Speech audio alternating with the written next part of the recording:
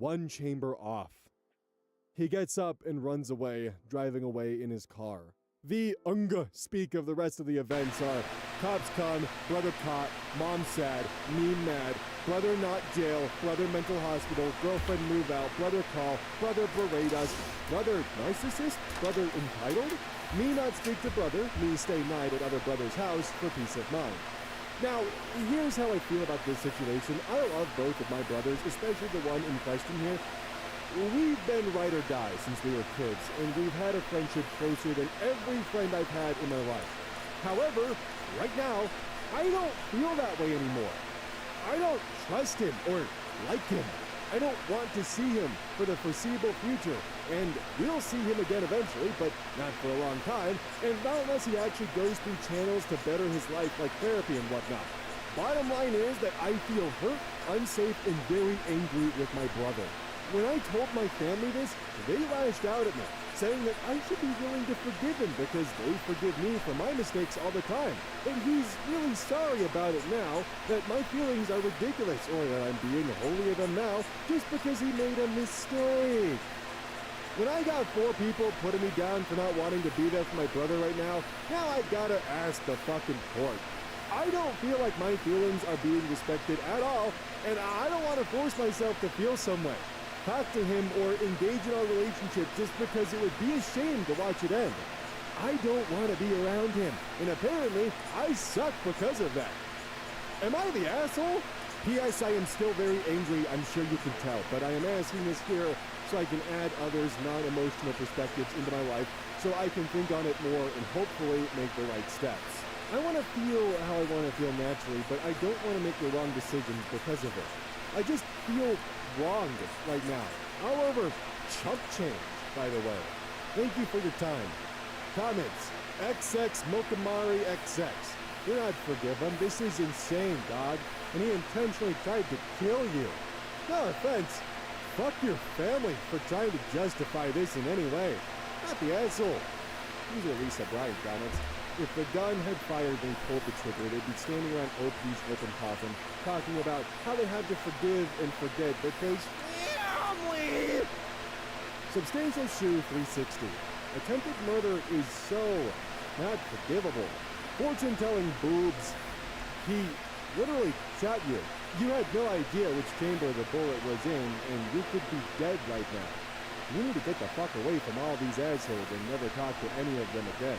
I can't even believe you're willing to forgive him at a future date. Your life is in danger if you get near that clone, by the way, man ever again. He's fucking 30 and acts like a 3-year-old. Hope he responds, yeah, I forgot to mention it, but didn't want to edit the post due to the update limit, but a big problem everyone is having with my feelings is that it didn't happen and I'm harping on a hypothetical. Stop living in a hypothetical world and start living in a now. Is a direct quote from my other brother. It just makes me feel like my concern isn't given the weight it deserves. If that bullet was one chamber over, I would be dead. All over the fact that he didn't want to take accountability for stealing from my mom. I don't like feeling hate for anything, but I don't want to force myself to not hate him for this just because he's family. Fuck me, man. And I forgot to say thank you for the support. I appreciate you. Thank you for your time. Judgment, not the asshole. Update, 1 day later. Firstly, I want to thank everyone for giving their support. It helped me communicate my feelings to my family and stand my ground. I do not trust my brother. I feel unsafe, and I do not forgive him. They keep trying to lessen his actions by saying he feels so bad. He loves me. He had a lot of stress. He had a mental breakdown, etc., etc. My mom even said, don't you go to church every Sunday? You can't forgive him. I told her it feels like my feelings are being ignored, and she told me that I don't understand because I'm not a parent. She won't let either of her kids be homeless. She won't let her family be broken up. If I couldn't stand living with my brother, I could leave and live in my car. The family was broken up when he choked me. It was broken up when he pulled a gun. It was broken up when he pulled the trigger on my thigh. However, I can't change her mind. I feel unsafe, so I don't have a choice. I'll be living in my car for the foreseeable future. You gave me reassurance with your words, and while I admit that a car with no working AC in Florida is not an ideal living condition, I'm praying I can find my way back out of this pit. This sucks, but I would like to leave this family behind for my safety, my sanity, and my future. The reality of this is starting to hit me.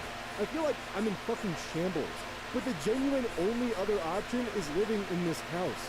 She taught this man that he can do whatever, and she'll bail him out, all of consequence. I'm heartbroken, but the rest of this is for me to worry about. Thank you for your kindness and thank you for your time. You helped me realize that it is normal to feel the way I do about my brother, and it is correct to stand my ground. After I hit post, I'm gonna let this pent emotion hit me in the sanctity of the backyard. Good night, everyone. Cherish your loved ones. Update 2 in edit form. I will update the other post with the same info. Some of y'all called it. He was on psychedelic drugs. He's going to rehab, therapy, and church, not religious, but it's for community. He's also on medication to help him with his conditions. I'm not expected to forgive him, and I certainly want to keep things slow. I don't want to hate anything, much less my brother, but what he did was horrible, and I don't want that getting ignored. I'm moving in with my buddy. I'll keep the door open to my brother, but I will keep things extremely slow and monitor his improvement over time. He's taking lessons in accountability and making major effort, including paying Mom back, buying me plenty of things to replace what he stole from me, and apologizing severely. I see in him that he recognizes what he did wrong and the danger he put me in. The last thing he told me today was, "I'm happy you're alive." My family acted quite crazy, and I think living on my own now is going to give me back a level of sanity and control that I needed. I am so unbelievably grateful to all of you who came in to offer advice, perspective, and outlets to find help.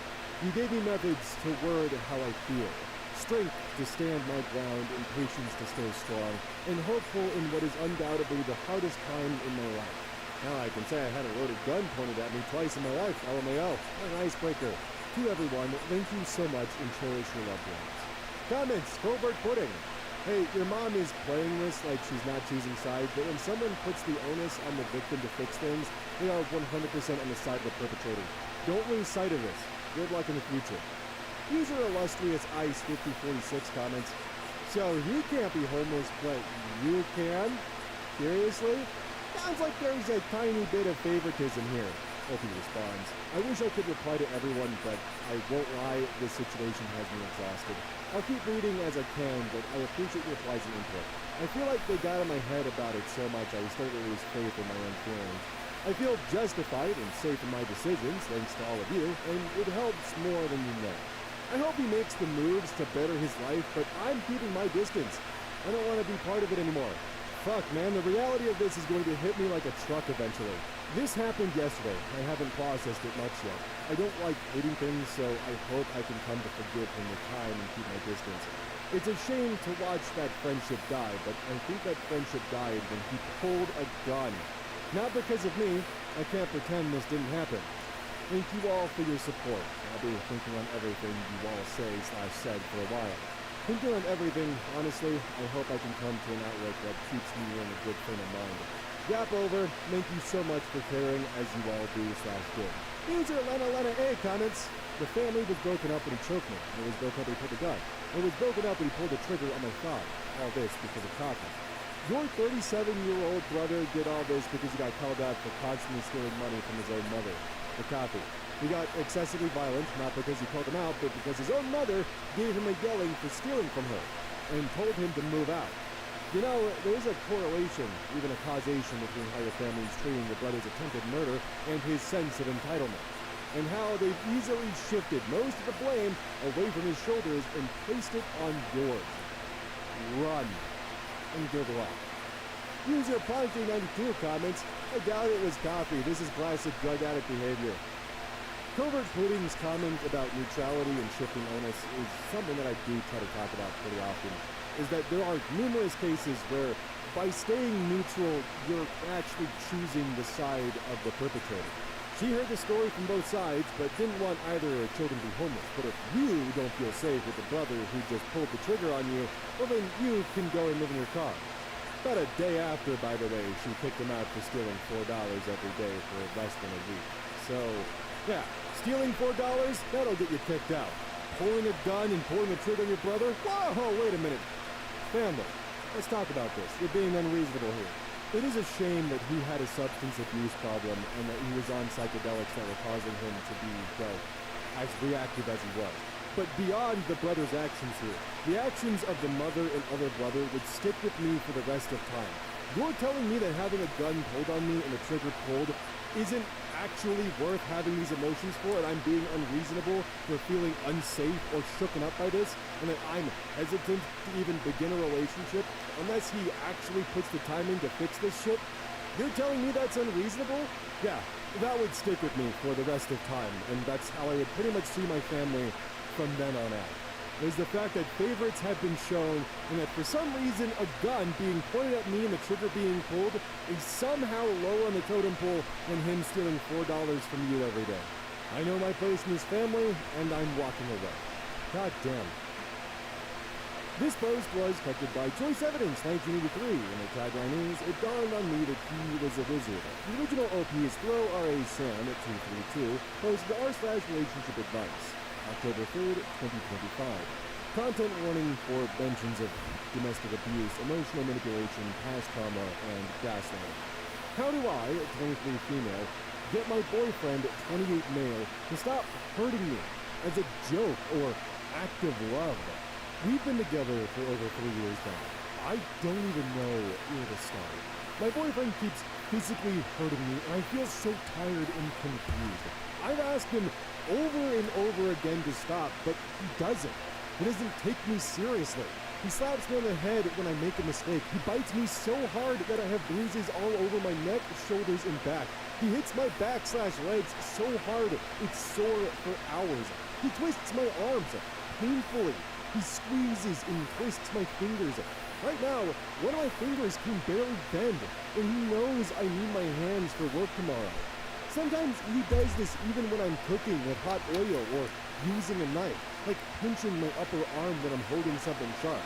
If you don't know, that spot that hurts like hell when being pinched, and your reflexes will kick in to hold the hand. So, yeah, dangerous. I've cried from the pain so many times and told him to stop. He knows it hurts me, and he still does it. When I cry when he hurts me too much, he apologizes in this victim way, like, "Sorry, bro, I won't do anything anymore. I'll just keep to myself. I'll just mind my own business."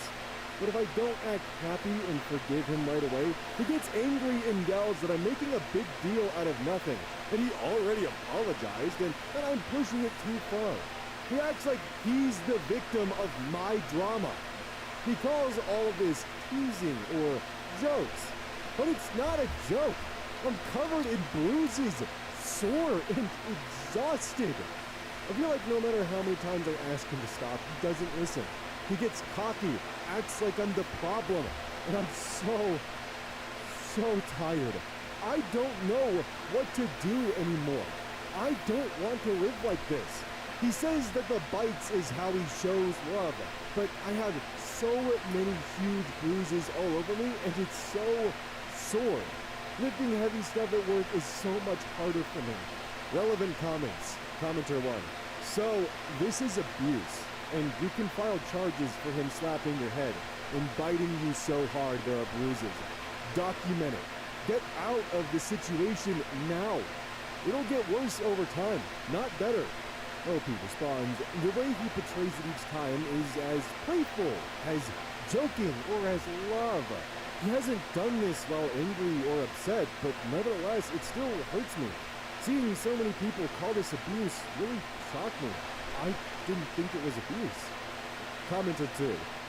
Honest question, are you not able to leave the relationship? Because saying, I don't know what to do, when the only obvious answer is leave, cut ties, and possibly even file a restraining order? I need to understand what's stopping you. OP responds, and they were downvoted. I didn't think this situation was abuse. He always does this as a playful thing, so I thought it's not as serious, and it can be fixed. Besides this, our relationship has been great so far. I didn't realize how bad this situation is until I saw these comments. To all the people who are downvoting OP, I just want to give you a quick little message. If I hope your pillow's warm, I hope your milk is curdled, I hope your eggs are spoiled, I hope your dishwasher breaks, your laundry machine springs a leak, and your pipes break from inside your walls. And while we're at it, I hope spiders find your favorite shoes. Commenter 3. You're being abused. If this is real, you need to leave. How can you possibly think him hurting you to the extent that you can't even bend your finger anymore isn't abuse? OP responds, to be honest, he calls me dramatic a lot. He often dismisses my feelings, saying there's no valid reason for them. Being told this over and over again, I now question my feelings and reality a lot of the times, especially when I'm so isolated. My family loves him and always is on his side. I have no one to give me unbiased opinion. I don't know. Right now, my mind is a mess. Commenter 4. Oh, honey, this is so abusive.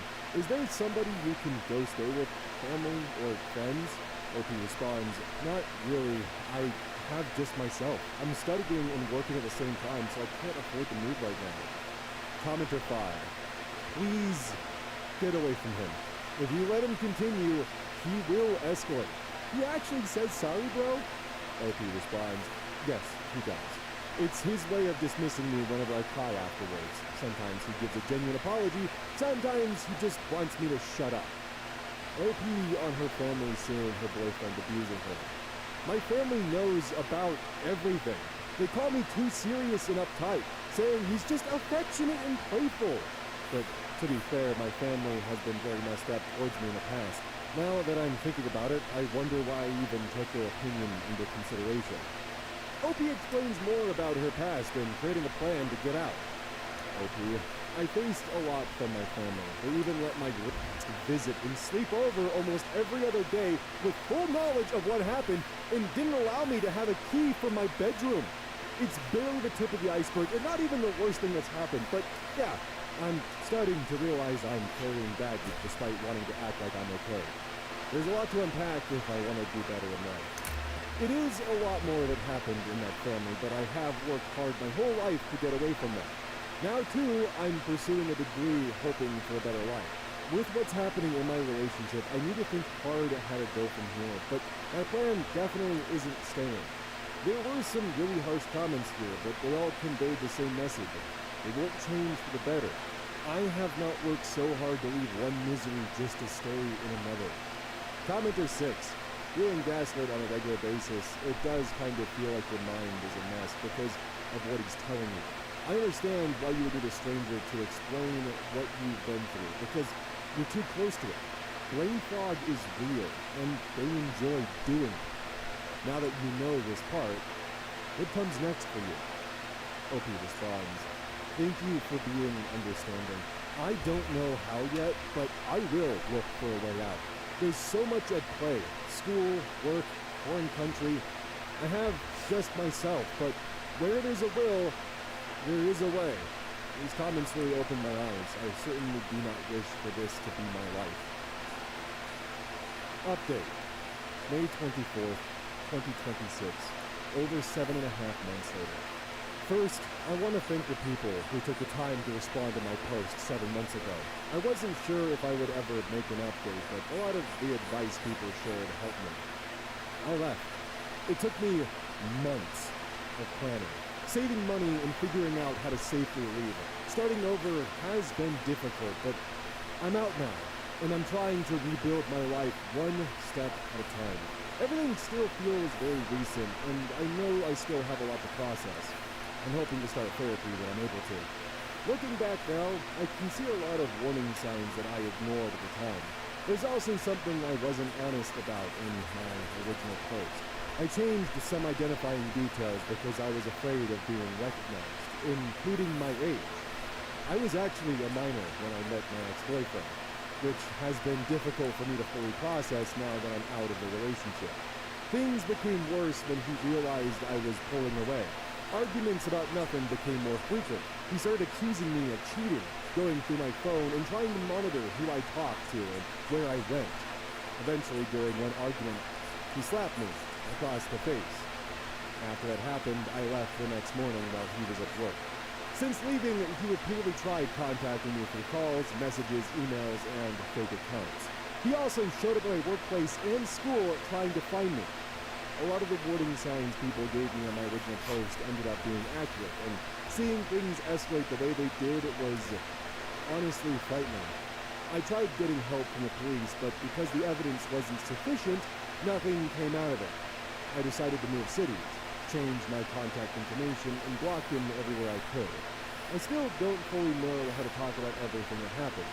Most of the time, I just feel numb and exhausted, but I'm trying to take things day by day. Thank you again for the people who reached out on my original post. Your comments helped me more than you probably realized. So, I've said this countless times on this channel, more specifically with Am I Overreacting more than most subreddits, but I know to a lot of people when you read a title or a thumbnail or hear the initial part of the story, your reaction is going to be, oh yeah, obviously, just leave the relationship and call it good. But the problem is that sometimes when someone's in an abusive relationship or an abusive situation, they have all the voices around them telling them they're crazy, telling them they're overreacting, telling them they're wrong, or putting things into a perspective that's just incorrect, but damaging at the same time, warping their sense of reality until they fully believe that up is down and down is, well, non-existent, obviously. There's no looking down because there's only up in this relationship. Why would you even think there's a downside? Do you think there's a downside? Well, obviously you're cheering on me now, huh? It's very weaponized and constricting language that's built and designed to pull you down. Which is why when people downvote an abuse victim for not quite being able to fully come to grasp with the fact that they are in fact being abused, even one that to us it's so obvious that Opie's being abused, it kind of makes my blood boil here, because she was being told by everyone around her, no, this isn't abuse, this is just tough love, this is just his way of loving you. His way of loving you is causing bodily harm. Are you really gonna fault him for just expressing his feelings towards you? Wow, someone's being a bit emotional. It's just that kind of language. Oh, so I'm always the bad guy, huh? Fine, I guess I'll just never do this again. Is that what you want? There's actually a key part of that in Opie's comments where they stated, well, he never does it when he's angry. That just means that he's actively building and probing your defenses and making sure that you're used to it. You don't see a problem with it. You understand that this is what you're going to have to expect.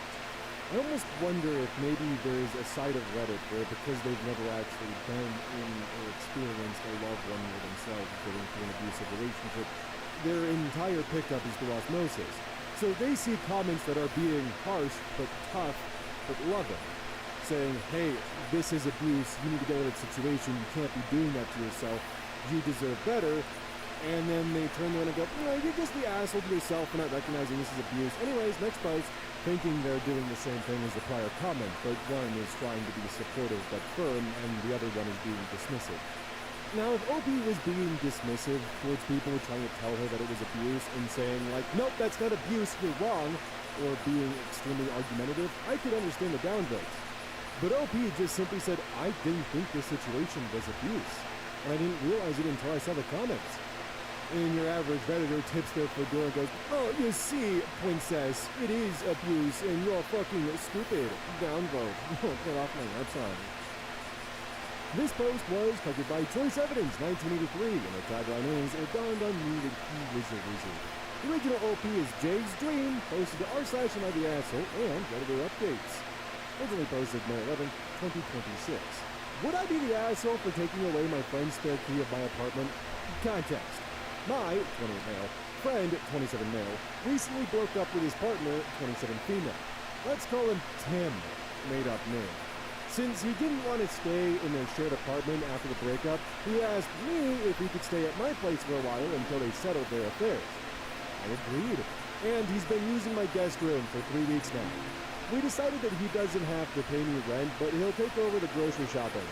I cook every evening for both of us, but he takes on the grocery shopping and costs. All of that was fine with me until this weekend. Another friend of mine invited me to his birthday. He lives 6 hours away, so I told Tim I'll be gone from Friday to Sunday because I'll be sleeping over at my other friend's place. No issue. I came back home yesterday, Sunday evening, to a place full of trash. Tim had a party, which I didn't mind per se, but my entire apartment was full of empty bottles, empty food packages, and general trash. He didn't bother to clean up and didn't ask me if it was okay to have a party. I can also tell someone slept in my bed, or at least laid in it, since I tend to keep it made and clean. But when I came home, the sheets, covers, and blanket were in disarray. Has no consensus vibe, but OP was not the asshole. Relevant comments. OP responds to multiple comments about asking his friend to leave before he establishes residency.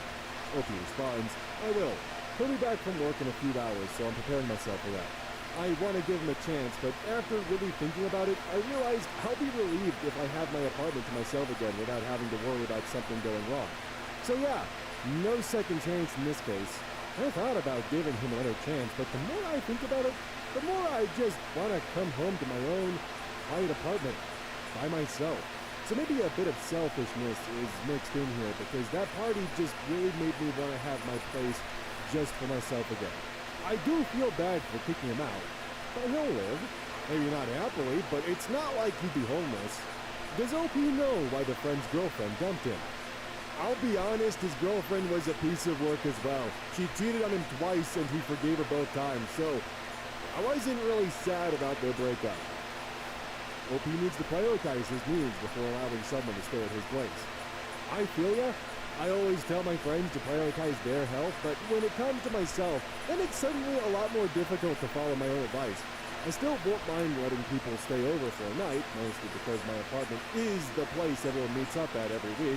I live right by the main station in the middle of the city, so easy to access even for those who don't have a car.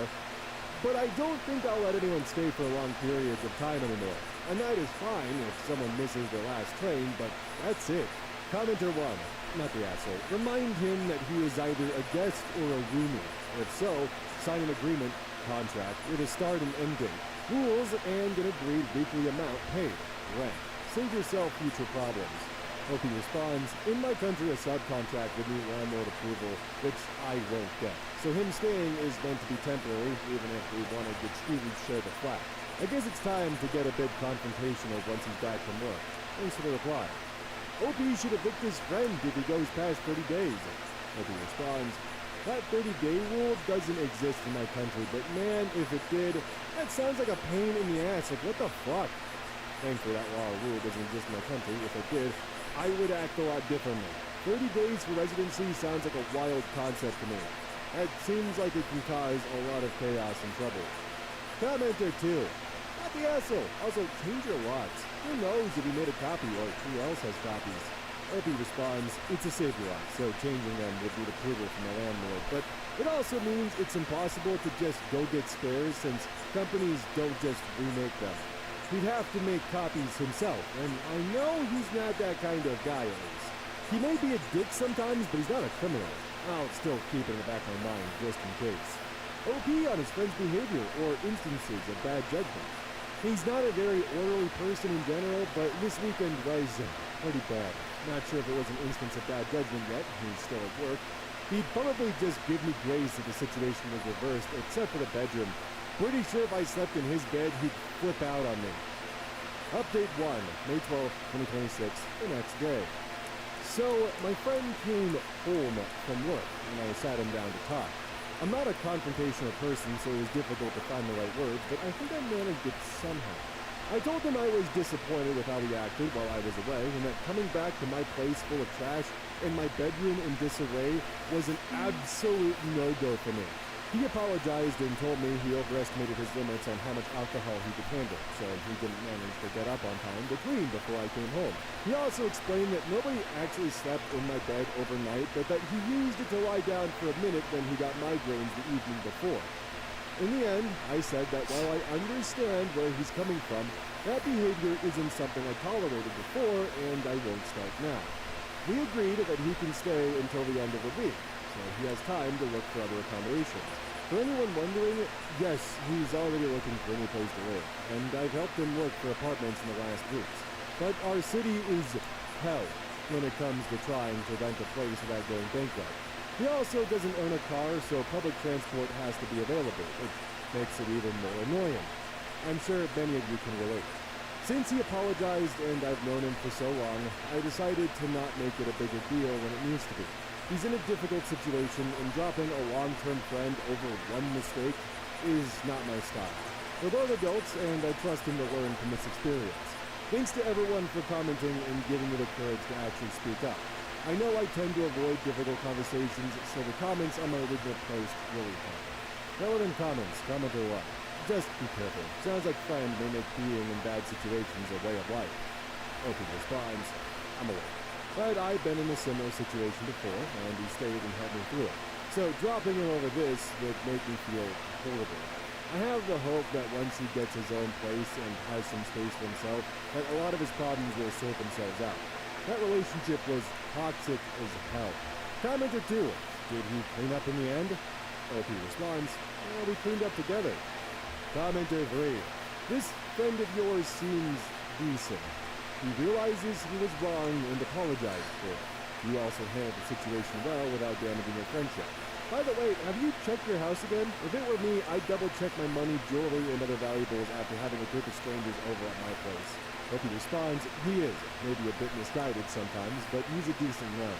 I did check if anything was missing, but didn't find anything. But I'm not too worried. I know most of the people he invited, so it's not like he let complete strangers into my apartment. I also don't really own that much, except tools, dinos, and Lego. Not a lot of valuables to steal. Commenter 4, I understand why his girlfriend no longer wanted to be with him. Any stories about her being a nag or a bitch, he can now consider those fake. He behaved like a particularly irresponsible 16-year-old, having a party when his parents were away. Big not the asshole for kicking that dumbass loser out. I really hope you won't let him stay. The I was drunk is not an excuse. He deliberately had that party without informing you. That was deliberate, sneaky, and nasty. It wasn't like he stumbled around drunk by himself and then dropped something. Who knows what people he let in. Also, don't buy the story about him lying down in the bed because of a migraine. He could have done that in whatever bed or couch he sleeps on normally. Not to be trusted. OP responds, well, his girlfriend did cheat on him twice, so if you're asking me, then his biggest mistake was staying in a toxic relationship and forgiving her, but that's a different issue than this one. I have seen photos of the evening, and I knew most of the people he invited, friends of some of their partners. So it wasn't all complete strangers. I also checked my apartment to see if anything went missing, but nobody took anything. There wasn't any damage either, just the trash and empty bottles. I do concede that the story about my bed might be made up. Although he does actually have migraines, I changed the sheets and everything, and there were no suspicious spots. So I'll choose to ignore going down that rabbit hole. You're right about the trust part, but I wouldn't go that far. Everyone makes mistakes, and while I do trust him a bit less, calling him a dumbass loser who can't be trusted seems a bit much. Commenter 5. I'm glad things work out. Hopefully he won't do anything else to breach your trust. A small part of me would want to change my locks after he moves out, but hopefully I'm just being too cynical. Hope he responds, he has stayed at my place before, and I also have a spare key of his apartment. I do trust him enough in that regard. Update 2, May 24th, 2026, 12 days later. It's a short one, but my previous update post is almost 2 weeks old. Contrary to some comments for leaves, my friend did move out. He gave me back my spare key and went to crash at another friend's place for a few days. We've all helped him look for a new apartment and have found one he intends to take. He's signing the lease on Tuesday. Since his stuff is all over the place, we're all helping him move. His ex is at least polite enough to let some of us into the apartment to get the rest of his things. He took his name off the lease on Friday, and while his ex was whining the entire time, she accepted it well enough. Knowing her financial situation, she's probably looking for new apartments as well, since the old one is too expensive for one person to pay. My friend and I are getting along well, just like before this mess. He's been making an effort lately, and actually paid me for the entire time I took him in.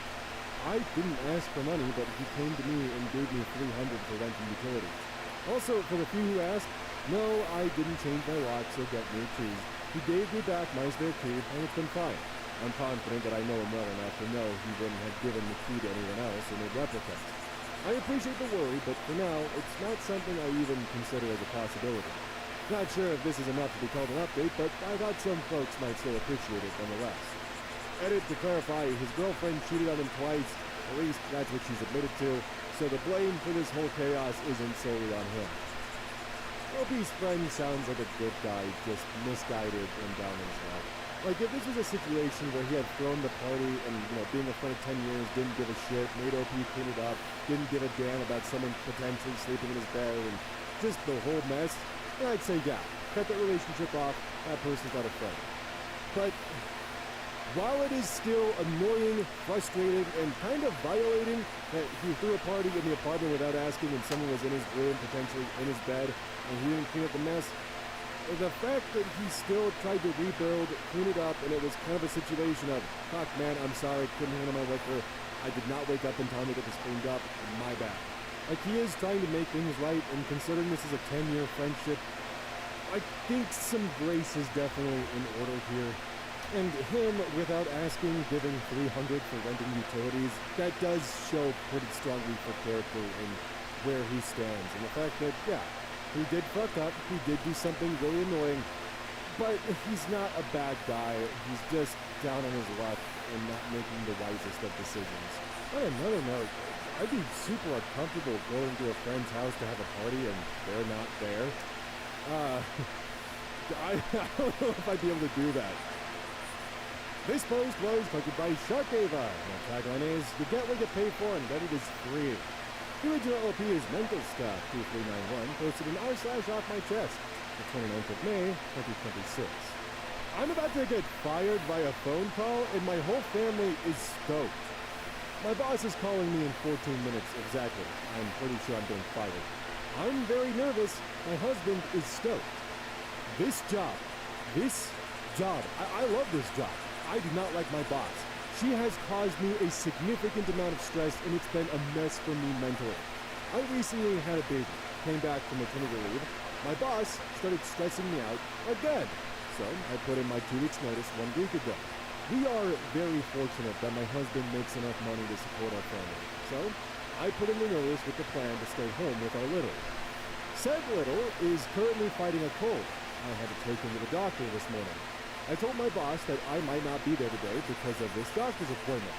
I guess because I put in my 2 weeks notice instead of a 4-week, I gave up all of my paid time off. And then I was also told because I'm in my 2-week resignation period, I'm not allowed to take unpaid time off. But then they told me they could make accommodations to use my PTO to cover for said doctor's appointment and to let them know when I'd be in afterwards. I took them to the doctor. The doctor said, stay home with them. I texted my boss and said, look, I'm not going to be there today because my baby is sick. I can't use PTO. I can't not use PTO. So let me know how to proceed. They scheduled a call with me and HR. Now 9 minutes out. I'm getting fired. I feel it. I'm nervous. My husband is stoked. He keeps saying, who cares? I care. My mom is currently visiting us, and she is also stoked and has offered to take me shopping afterwards as a celebratory gesture. My brain is breaking. If you can't tell from all the spacing in this post, I'm nervous. So nervous. The energy is coming out of my fingertips. Next Friday was supposed to be my last day. I don't know why I care so much, but I do. Comments. Heard of Corgi's comments. Take a deep breath. It's gonna be okay. Your family is always your priority. Don't let any employer interfere with that. You only get so many sick kiddo snuggles before they start becoming independent. Heard of Corgi's comments further. List friends if you need to provide a reference of employment history down the line. You'll be shocked how many travel professionals ask for randos to provide reference just to account for work history when they don't have anybody from that employment period that would speak good of them. User Angry Gnomes 58 comments. So I was in this situation. Dream job, nightmare manager. Here's the thing. When you're the one that's in it, you don't truly see how much the job is affecting you. You know that it is, but the people around you see the real cost. You're a new parent. That's stressful enough. Add in a shitty manager and it's awful. They're happy that you're out of there. Update several minutes later. Update, I was indeed fired. They have decided to accept my resignation early. It was a 2-minute phone call. I am feeling mildly better. I'm going to eat my chocolate caramel ice cream and probably feel a lot better after that. thanks to everyone for the kind words and your investment. It's oddly nice to have the support of internet strangers. Comments from user Hot Wheels. If they're terminating you, you may be able to file for unemployment benefits, which likely wouldn't be possible if you had just resigned. Depending on the circumstances, this could be a boon for you. Good riddance to your boss and congratulations to you. Let us know how it goes. I'm invested. LOL. AP responds, yeah, I'm officially fired. LMAO. White Blanket 2345 comments, file for unemployment benefits. Embarrassed Mango 679. Seriously, that was so stupid on their part. Also, I do not think they can take away previously earned PTO, but that might vary depending on where you are. User... oh my god. Tazkungishi. Tazquanchi. User Tazquanchi. I see it's already happened, so take a big breath. Count to 10. Genuinely. Your family is right to be cheerful about it. No job is worth this kind of stress. Baby comes first. You come first too. So, I'm glad OP got out of that situation with a shitty manager, but because they were a shitty manager, I doubt it's the potential situation of like a Dwight Schrute firing Jim, where like Jim tries to quit and Dwight cuts him off and is like, nope, you're fired. So you can get benefits and severance, all that kind of stuff. However, I am very doubtful this is the circumstance at play here, and I just think that the manager wanted to enact some kind of power move over OP, and this was the end result. Something that I always hate is like the anxiety before the storm. It always feels worse than the end result or the actual moment in question of like the build-up of just, why can't this just be done with? Why can't I just escape this nightmare and have this event happen and just get it out of the way? Because like LP's poster is a great example of like when your anxiety's swirling and you're trying to figure out what you can or can't do or what's out of your control, you end up getting desperate and trying to find any semblance of control you can, which in this case is another text. This is something that I definitely have a hard time with, is that sometimes my anxiety will get the best of me. I like hyper-fixate on something and try to figure out all possible scenarios so I'm mentally prepared and ready to go. So I totally get what OP's feeling here. It's not fun. I will say though that the commenter who stated that your family probably sees the pain and stress that this job and manager is causing you, and that's why they're excited about the phone call, is probably extremely spot on. You don't notice it, but it's chewing you down. It's holding you back. It's causing you a lot of anguish and stress in your day-to-day. I think they're happy you're being fired because that means that you're finally going to be able to relax and be healthy, and potentially find a job in the future that doesn't have this piece of shit manager attached to it. Oh, hey, yeah, it's the outro. Unfortunately, it's still under construction. Yeah, you got to take a bit of a detour for the next video. We're going to use code EYES at checkout. They do free samples that are free. I mean, it's obvious because it's free samples. Use code EYES at checkout. Every purchase made supports the channel directly. So that's super cool. Also, in the forgiving post, when I kind of just stuttered on May and really struggled to get 27 spoken out because it caught me off guard that it started with the date, then the month, then the year because I'm American, so usually it's May, then 27, then 2026. So it kind of threw me for a loop there, and it reminded me of like when an AI channel has like a stroke and they just start like freaking the hell out. Like there was one recently that went viral of like a WWE clip farm channel where it's all AI narration and it couldn't pronounce WWE. So like 2 minutes straight it was like I'm not even exaggerating either, but I'm not realizing that shit. Maybe people are gonna think that like that's just more evidence that I'm like AI. I already had someone on screen be like, huh, I didn't know Oz wasn't an AI. And I still think about that to this day. I do in fact have squishy vocal cords within my food tube. Didn't like that comparison, but hey.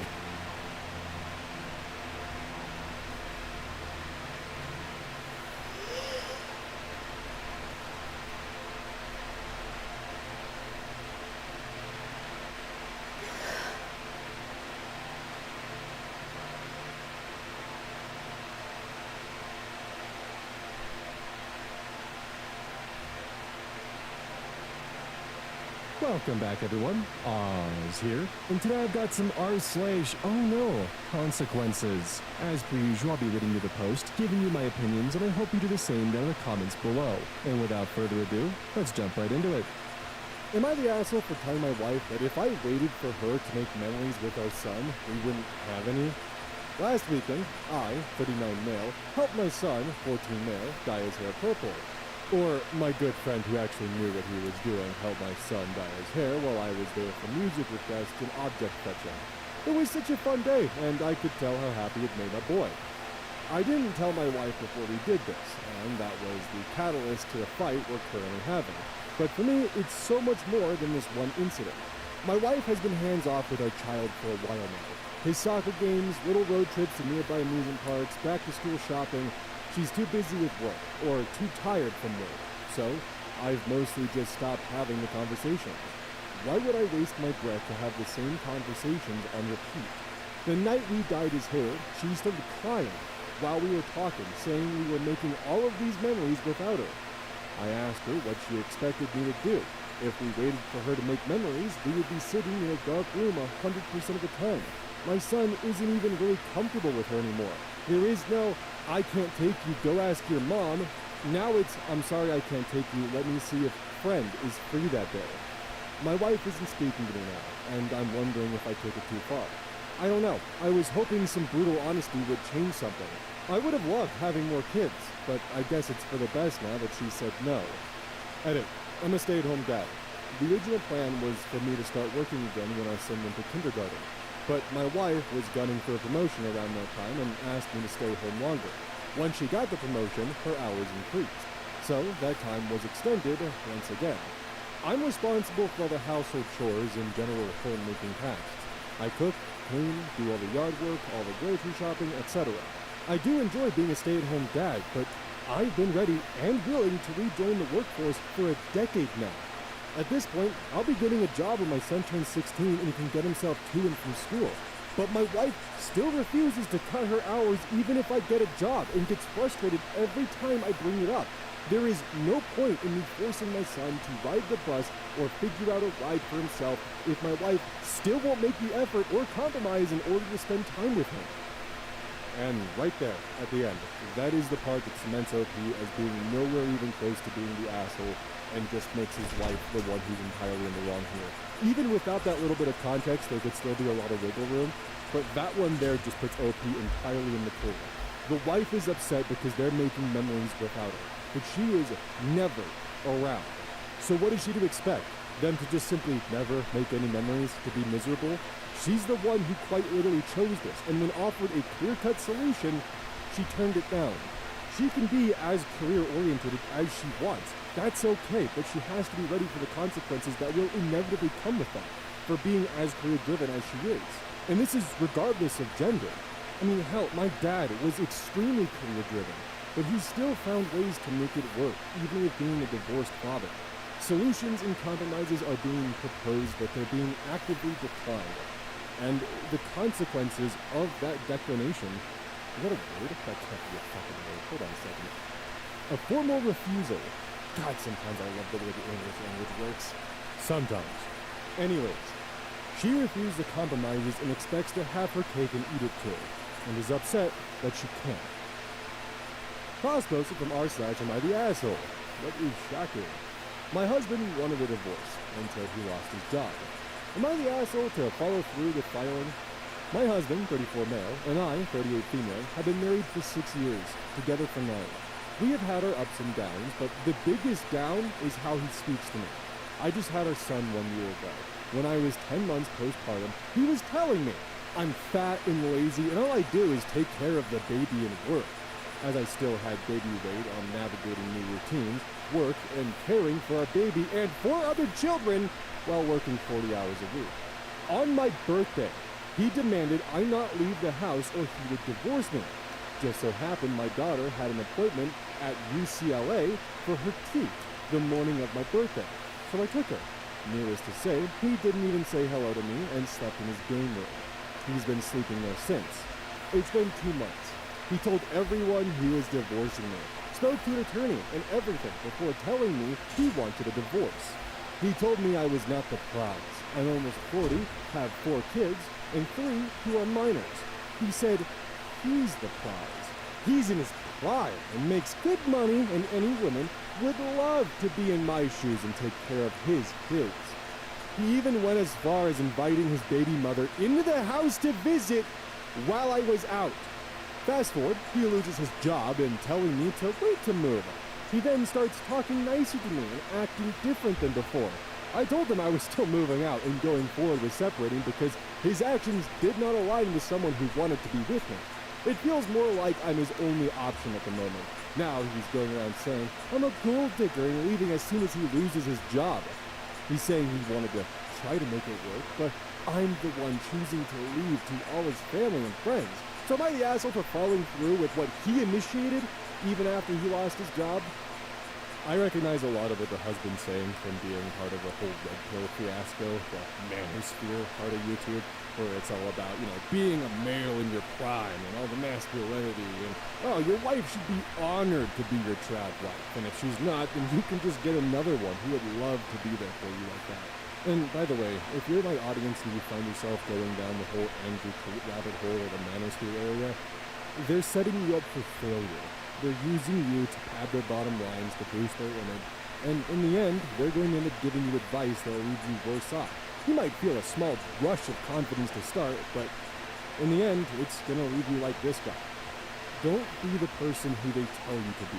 Be the best version of yourself. That's what you should strive for. But this guy, thought he was that hot shit, took that boost of confidence and ran with it. Told his wife that she's not a prize, he's the prize. She already has kids. And that any woman would love to fill her shoes, so she better get her act together and lose that weight and stop working so much. And then he invites his fucking baby mama into the house while she was out. But now, world came crashing down around him, and he realizes that he is not the premium cut of male specimen he once thought he was. Said he's finding out he's a $3 Walmart T-bone in the freezer aisle, ready in 2 minutes. He's well that his attention is crystal clear. He's only interested in being married to someone who's ready to service him at his beck and call. And now that he realizes that he was dealt a shit hand, he's trying anything he possibly can to flip the script. He initiated the divorce. You're just following through on it. That's totally on fucking him. If he thinks he's such a hot shot, maybe he can go find someone else. In a fucked up way, you kind of just confirmed that you're his fallback plan. You're not his end goal. And that's not something worth sticking around with. Don't live your life to the fullest, and don't listen to his bullshit. Cross posted from r/am I the asshole. Am I the asshole for walking out of my sister's wedding as an organist because she told me last minute that she didn't have any legal options? I'm 19 now, and my sister, 22 a female, got married about a week ago. She was rather mean to me growing up, and I still don't like her very much. Several months ago, we were all having dinner as a family. I was asked by my sister if I could be the organist for her wedding. I didn't know She that told could me happen. that she can't pay me, but that I can have food at the buffet.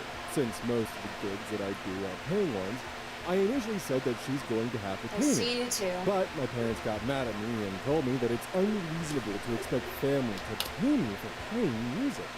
I asked my sister if there will be vegan options for her buffet, and she told me that she'll make sure that there will be. So I gave in and agreed to play as long as she has vegan options for me. When I arrived on the day of the wedding, my sister came over and told me that she wasn't able to get any vegan options for the buffet. So she got an Impossible Whopper for me from Burger King on her way there. Not only was that completely insulting, it has mayo in it, so it isn't even vegan. I told her that I'm not going to play for the wedding unless she sends me $200 on Venmo right now. She went and discussed it with her fiancé, only to be told that she can't do that. So I immediately left the wedding and muted my sister, her fiancé, and my parents on my phone. There was no music for the wedding ceremony. I went to go see a movie with my friends instead. When I got home, my parents were predictably very angry and screaming at me, but I refused to apologize. I honestly don't care that much what they think anymore at this point because I'm already moving out in less than a month. My sister is now demanding that I reimburse her $2,500 for the organ rental, and is threatening to take me to small claims court.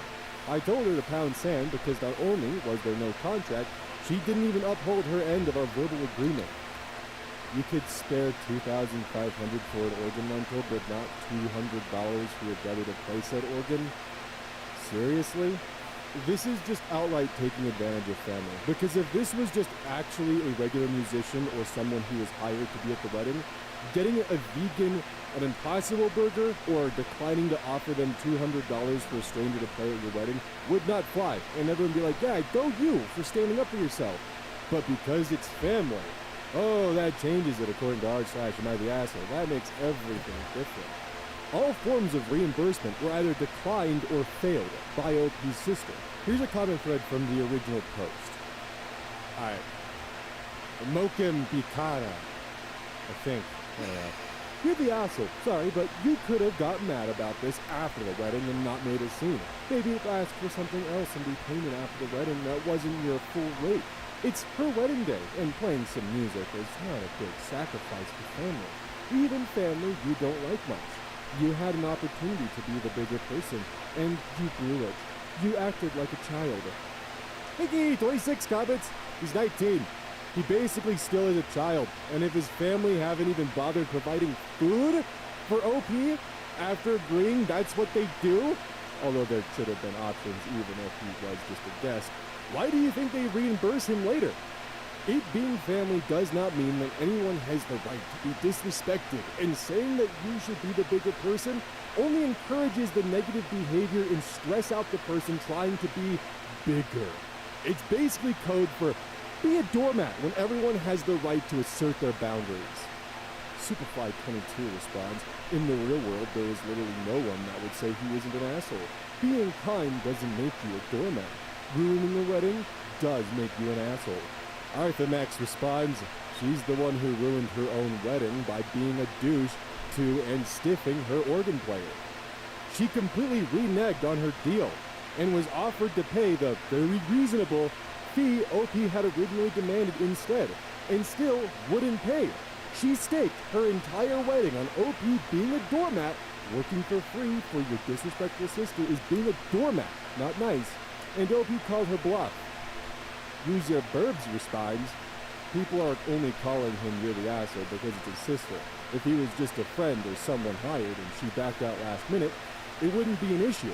People also clearly have never had a poor relationship with a family member. Not every family has a good dynamic. You know, the actual saying is, the blood of the covenant is thicker than the water of the womb. OP doesn't owe her anything, just because she's family. And people who think so are entitled.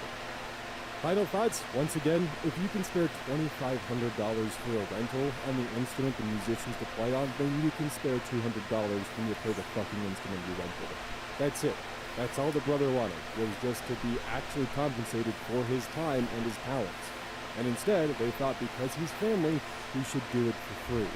I'm glad OP stood his ground, and the only person who ruined the wedding here is the sister, for having the expectations that her brother should work for free. I'd be really interested to hear the opinions of people who are musicians or play music professionally. What do you think of this situation, and where do you stand on this? Cross posted from r/am I the asshole. Am I the asshole for calling the police on my client? I, 28 female, do babysitting on the weekends to make extra cash. There's one family I definitely should have phased out by now, but the kids are cute, and if I don't have another job, it's easy money. My issue is the mom is never home on time. She used to not give me return times, but finally I started asking as it made it impossible to get anything done on the weekends. I'd go babysit so she could go to brunch, but she'd be gone from 11 a.m. to 7 p.m. My whole day was gone. After that, she'd start giving me times, but never stick to them.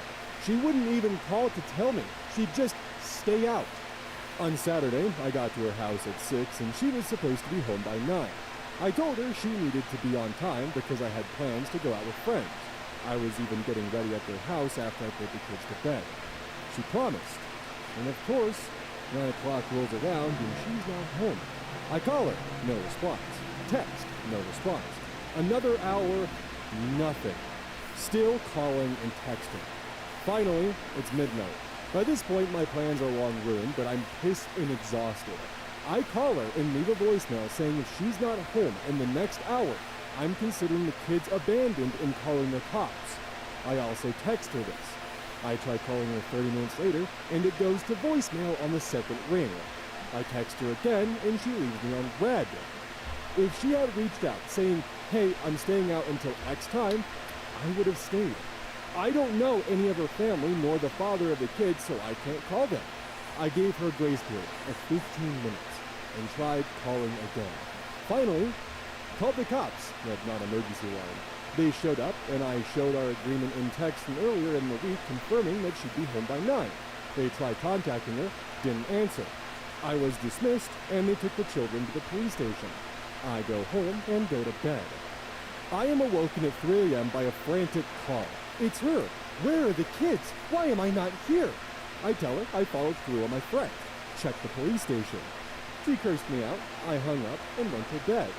The next day, she sends me an essay saying the kid's father was called and there's a DCF investigation launched against her. DCF is the Department of Children and Families that some states have. She called me every name under the sun, but I didn't think I was wrong until I spoke to a friend with kids. She said I should have just waited it out and refused to ever sit for her again. She asked if her potentially losing her kids was worth me being petty. Not even about being petty, it's about being a neglectful parent. Because the thing is, this isn't just a one-time situation. This is constant. And if she stops babysitting, it's just going to happen over and over and over and over again. There will not be a stop to this neglectful behavior because she's just going to learn that she can cycle through babysitters with no repercussions. But this puts a fucking stop to that. Because this isn't just a one-off situation either where she showed up and, the mom was out a bit later than she should have been. This was a constant problem. One where OP had to start setting boundaries in place for when this would inevitably happen. And it happened. And OP didn't just simply drop them off at the police station and call it good. OP gave them 4 hours worth of courtesy phone calls and text messages, some of which were even left on read. So she was fully aware of what was going on at any point in time, but actively chose to ignore any attempt at communication or letting her know what was going on. This is not a one-time oopsie-whoopsie out too late and I was a fucking idiot. This is a constant series of consistent neglect by the mother. And just as like an additional food for thought, what if there was an emergency? What if she had to desperately get a hold of the mother and couldn't because one of the kids' lives were in danger? The mother was being irresponsible. She went 6 hours without communication. 6 goddamn hours. Didn't get home until 3 a.m. after promising 9 p.m. The friend's response is just honestly laughable. Cross posted from r/am I the asshole? Am I the asshole for making my mother leave my house on Thanksgiving? My mother has 2 Chihuahua mixed dogs, Mimi, 5, and Cha-Cha, 2. These dogs are horribly behaved, and I fully blame my mother for this. They bark incessantly, and they're not properly housebroken, so it is a common occurrence to find poop and pee on the floor from her dogs. She insists on bringing the dogs with her everywhere she goes. She even has a special stroller that she uses to take them out to stores and outdoor areas. 2 weeks ago, she brought her dogs to my son's football game. I told her to please not bring them. I'm sitting in the bleachers, and immediately I hear them barking and see her with the stroller. The barking was so bad that the security guard asked us to leave the game because the dogs were being a nuisance. It was extremely embarrassing, and I was very upset. I have never in my life been asked to leave a football game or any other public event in my life. When we got to the cars, I told my mother that she is never allowed to bring the dogs to my house or any other event that I will be attending. It was my year to host Thanksgiving this year. I told my mom not to bring the dogs with her to my house for dinner. She got upset and told me that they were her companion, and she didn't want to leave them alone. I told her that the football game was my last straw, that I was tired of her poorly behaved dogs pooping in my house and barking at everyone. I told her if she could not leave the dogs at home, we could have dinner at her house, or I could have dinner here and bring her leftovers. She ended up coming with the dogs on Thanksgiving, and I asked her to leave. She got very upset and told me that I was being mean and cold. I told her she's more than welcome to bring the dogs back home. She lives 5 minutes up the road and come back to have dinner with us. But she refused and left crying. My husband, brother, and sister-in-law are happy that someone finally said something to her about the dogs, but my sister thinks that I should have just let them stay. My mother did come back with other dogs, but she didn't speak to me and hasn't really spoken to me since. I kind of feel bad, but on the other hand, it was nice to not have to hear the dogs barking and shampoo the carpets when she left. Am I the asshole for making her leave when she brought the dogs? Look, I love dogs and I love cats, but this behavior is unacceptable. Like, your dogs are your responsibility to make sure they are properly trained, housebroken, and all of that stuff. That's a bare minimum of pet ownership. And the fact that she brings them everywhere, they're not housebroken. I doubt that she helps pay for shampooing the carpets and making sure they're clean. I can almost guarantee that she just sees it as a problem that everyone else needs to solve, and not her. Her sweet little angels don't know any better. I wonder why. But the fact that the majority of the family is relieved that someone finally stood up to her tells you everything you need to know. My guess would be is the sister probably hasn't had to deal with cleaning up after the dogs yet, or just doesn't realize how much of a nuisance and how much effort it actually takes to properly clean dog urine out of a carpet. It is a lot of effort and takes a lot of chemicals and a lot of time, and it's not fun. And the fact that she takes them everywhere and they're disruptive enough for you to get kicked out of a public environment just based upon association, that's ridiculous. She chose not to train her dogs, and this is the consequences of that. I shudder at the idea of what her house smells like, because it cannot be good, and I doubt that she's taken the effort to properly clean up every single time they have an accident inside every single day. Part of me wonders if that's why she takes them everywhere with her, because she figures it's easier just to constantly keep an eye on them than to actually just properly potty train them. This is just extremely irresponsible pet ownership, and yeah, OP is 100% on the right here. Cross-posted from r/petty revenge. I live in a fairly large city with a lot of good dog owners, but every so often we get people, especially right after the pandemic, that are assholes about picking up after their pups. I have a security cam that faces the area where people like to let their dogs piss. I'm never around at that time of day, but I can see who's letting their dogs do what in my yard at all times. One lady let her dog shit on the sidewalk area of my yard every day. Never picked it up. I posted on the neighborhood network, no response. Signs asking people to pick up the dog shit, did nothing. My neighbors saying, "Hey, pick up your dog's shit, lady," did nothing. She still let her dog shit in my yard right in front of my wife's car, every day, like clockwork. She told my neighbor once that she didn't have time because she had to walk her dog before she went to work. My neighbor said, "That's super rude not to pick up after your dog." She said, "What are you going to do about it?" and walked off. My neighbor, being the kind woman she is, picked up the poop and threw it away for me. And then she told me later about Pooper Lady and her very rude interaction. Now, we had a dog not too long ago, which is sort of an understatement. We have a 250-pound doofus Maximus who loved people, loved dogs, loved cats, loved kids. He was super friendly to everyone, and we left a doggy treat library up in his memory when he passed 2 years ago of old age. His passing broke me, but the one thing that I learned was exactly how horrible our yard was even before a human-sized dog used it as a lavatory every day. I spent some time fixing the lawn by replacing the grass with nitrogen-absorbing plants like microclover and other zero-scape lawn replacement plants that are highly resistant to dog urine, because we do intend to get another dog someday. My old boy, when he shit in the yard, took massive dumps that would reach 5 to 6 inches in height if he stayed in one place. I had a scoop shovel and a 14-gallon bucket half filled with sawdust, like an elephant train, and would go around the yard every day to pick all of it up. When we went for walks, even when he was a wee 90-pound puppy at 4 months old, I took grocery bags with plenty of poop bags with me on walks because he would poop multiple times, and I preferred not to have our neighbors think a homeless person shat on their lawn after we went by. When he passed, I put a little free dog treat library along with free poop bags for the local pups and their parents because, well, we had a supply. He ate as much food a day as the average teenage boy, and loved donuts as much as Homer Simpson. Asparagus, oranges, and the doggy bits from steak? Oh yeah. Plus, a dog treat the size of a hand was just normal sized for him.